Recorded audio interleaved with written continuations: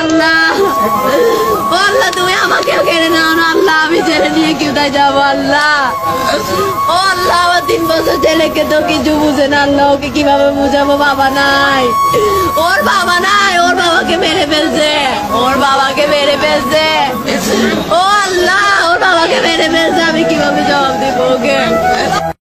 কোন মানসিকতা নাই, ছেলে হারিয়ে ফেলছি, ছেলের মাথা বিমান বাহিনী গুলিতে উড়ে ফেলছে। এখন ঘরের ভিতর গুলি মারি, আমার ছেলের মাথার গুলি উড়ে ফেলছে বিমান বাহিনীর গুলিতে। আমি আর কি করবো?